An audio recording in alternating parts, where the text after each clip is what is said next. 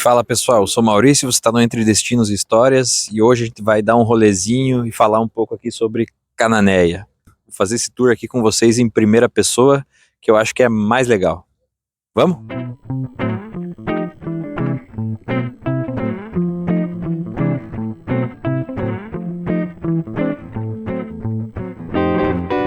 Então, como a gente viu no vídeo sobre o Bacharel de Cananéia, a cidade aqui ela tem muito a ver, a origem da cidade, ela tem muito a ver, enquanto povoado, com a própria existência do bacharel, né?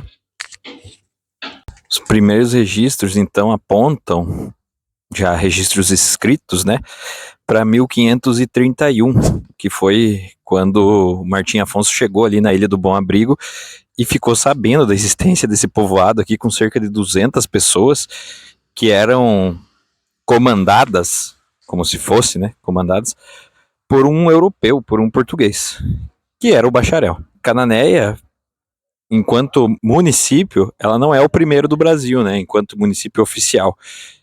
Esse título ele é conferido aqui para São Vicente, mas só para título, para fins, né, de reconhecimento mesmo, não para fins de fato. Para fins de fato, Cananéia seria o primeiro povoado organizado do Brasil, fora, claro, os povos indígenas, né? Haviam aqui na época do bacharel uma série de degredados portugueses que se reuniram aqui a ele e habitaram a região. Aqui vocês têm uma panorâmica aqui do local onde a gente pega a balsa para ir para Ilha Comprida.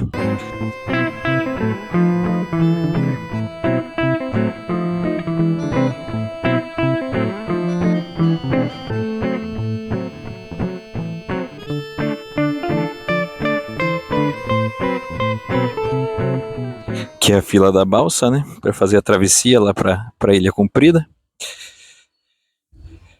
Esse local aqui ele fica bem realmente no centro histórico aqui do município.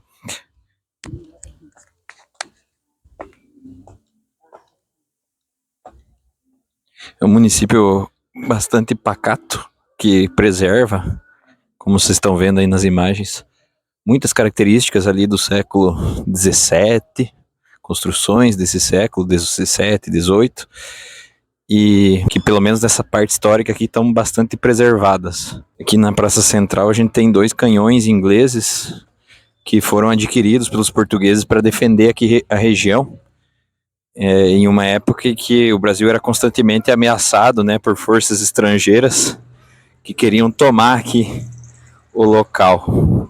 E Cananéia era um lugar estratégico de entrada aqui para o interior de São Paulo, inclusive para a capital, né? Então, por causa disso, por se tratar de um porto bastante seguro também, né?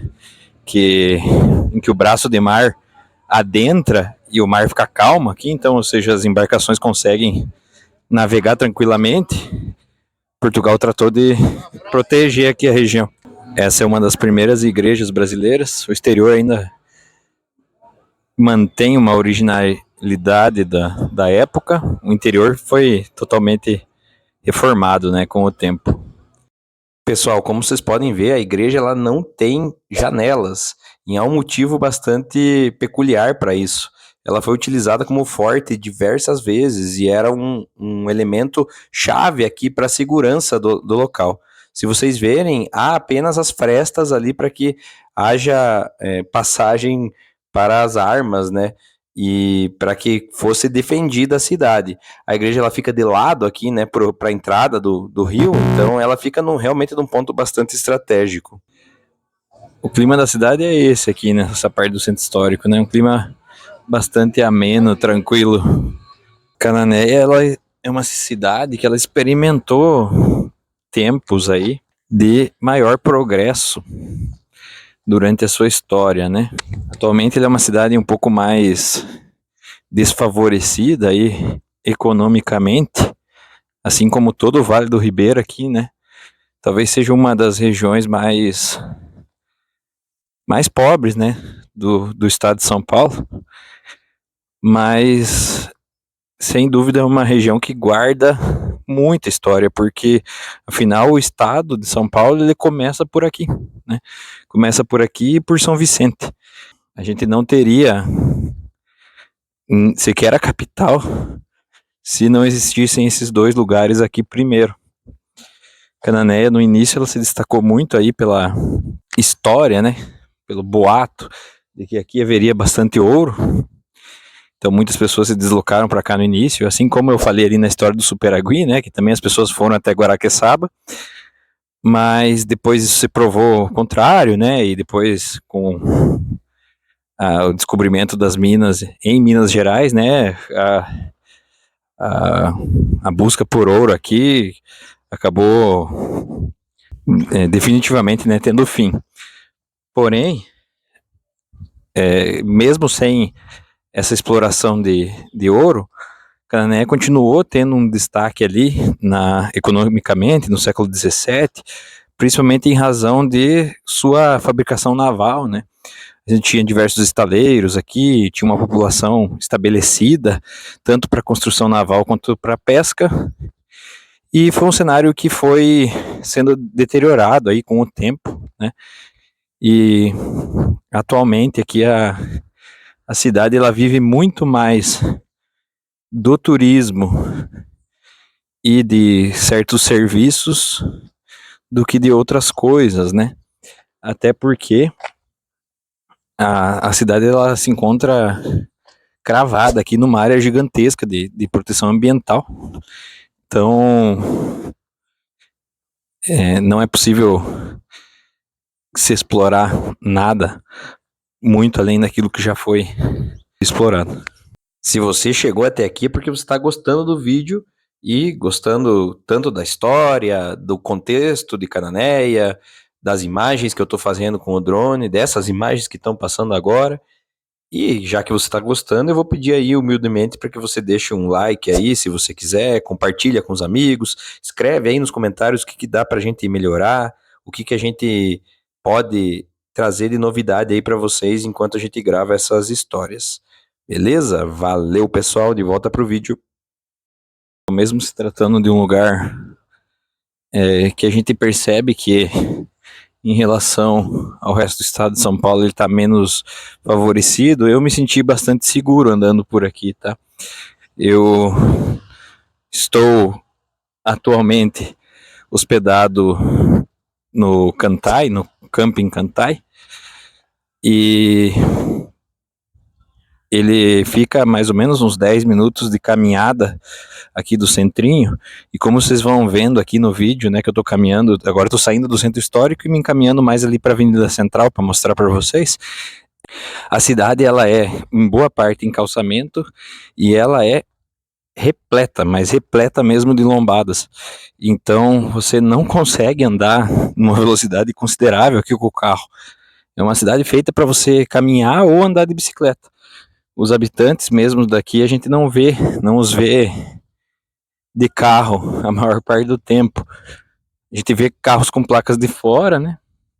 Aqueles que ainda têm placas que não são placas do Mercosul, mas a gente pouco vê esses carros andando, a maior parte está estacionada.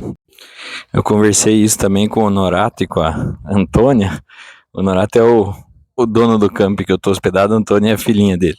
Ele veio de Campinas para cá, era professor universitário, tal como eu, abandonou, e ele falou que a primeira coisa que ele fez quando ele chegou aqui foi vender o carro, porque ele percebeu que não precisava e que o carro mais estressava do que necessariamente ajudava. E de fato, para ele ali tem mercadinho próximo, tem a possibilidade de vir de bike aqui para cá e fazer isso muito rápido, né? Porque a gente não tem muitas subidas, né? Então, de fato, faz sentido aí você não ter carro num lugar como esse. Então, impressões minhas aqui. E talvez esse cenário aqui que a gente vai entrar agora demonstre um pouco das impressões. Cananéia me parece muito uma cidade pequena de litoral, mesmo sem diretamente, né, aqui, a gente ter uma praia, né? As praias estão todas ali na Ilha Comprida, por mais que seja bastante fácil de você acessar, né? Com a balsa ali que eu mostrei para vocês, você consegue atravessar rapidamente. Tem balsa ali, normalmente de meia hora. A balsa é 24 horas, com valor acessível, com valor mais barato para quem é daqui, etc. E esse cenário aqui me fez muito lembrar, né, de umas cidades litorâneas ali de Santa Catarina, cidades menores, umas perequês da vida, né? Só que aqui a gente não tem a praia. A cultura aqui ainda é muito forte, algo muito forte. Uma cultura caiçara, né? Tal como ali no Superagui. Outra coisa que é bastante forte aqui, tal como no Superagui, continua sendo a pesca, né? Até os mercados, o pessoal tem cara de mercado de praia, né? Jeitão de mercado de praia.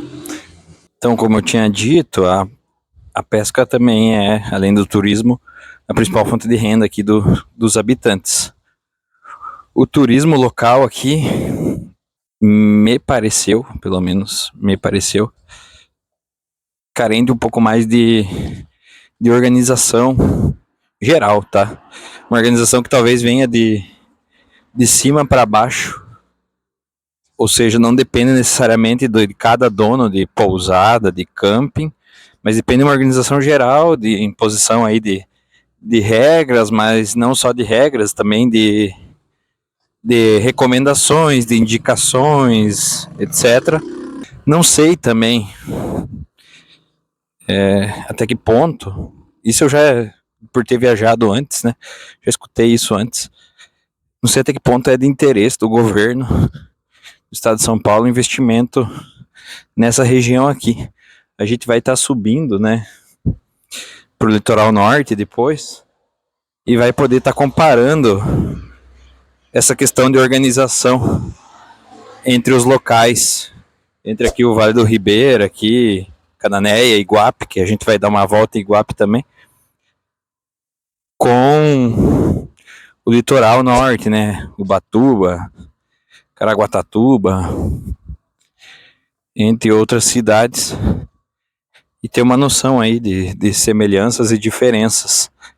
Mas já confesso que não me parece assim que não me parece tão evidente que o governo lembre tanto dessa região aqui, não. Mas isso não é um demérito, tá, pessoal? A cidade ela continua tendo uma história riquíssima, inclusive que poderia ser muito mais bem explorada, né? O museu aqui local, ele poderia ter um acervo maior, nem que seja de réplicas ou de imagens, etc. Essa história do bacharel, que é a história que eu contei para vocês, gente, isso dá uma história de filme, dá uma história mística. Você pode desenvolver o personagem, né, ao redor da cidade, fazer com que o personagem fale pela cidade, que as pessoas lembrem da cidade por causa do personagem. E isso não é feito, né? Isso não é feito. O fato de ser o primeiro povoado do Brasil, já reconhecido aí por diversos historiadores. Quem aí no vídeo ouviu falar que aqui era o primeiro povoado? Muito provavelmente vocês pensem, ou equivocadamente, que a primeira cidade é Salvador ou Porto Seguro, e que eventualmente o primeiro município, né, é São Vicente, porque é o que a gente aprende no colégio. Mas de Canané a gente não ouve falar. Então, é toda uma série aí de esquecimentos que me parecem, esquecimentos, né? Me parecem meio programados e eu não entendi ainda muito bem o motivo. Talvez com o tempo isso fique mais claro aí na minha mente, né? Com o tempo e com os outros lugares que eu for conhecendo, talvez esse obscurantismo aí programado ele faça algum sentido ou ele tenha alguma razão que agora não me parece tão clara ainda na mente. Hoje, a única razão que eu consigo perceber é que, por ser uma região mais pobre, mais marginalizada, até a história faz questão de esquecer, né? Quem conta a história faz questão de esquecer. O que é um absurdo, né? historiográfico, um absurdo para a cultura, um absurdo para a educação aqui do país, né, como um todo. Tá, mas isso quer dizer que você não recomenda, então, que a gente visite Cananéia, Maurício? Pelo contrário, eu acho que a gente tem que cada vez mais entender essa história, revisitar essa história, descobrir essa história. E nada melhor do que estar em loco, né, para entendê-la e para que a gente possa repassar ela para frente depois. Então, mesmo que a gente encontre esses problemas aqui em relação a investimentos estatais, em relação à compreensão da própria história pela localidade, a visita ela é recomendável, ela é boa. Canadá é um lugar bastante bonito, como vocês podem ver aí de todas as imagens que eu coletei, tanto a pé quanto com o drone.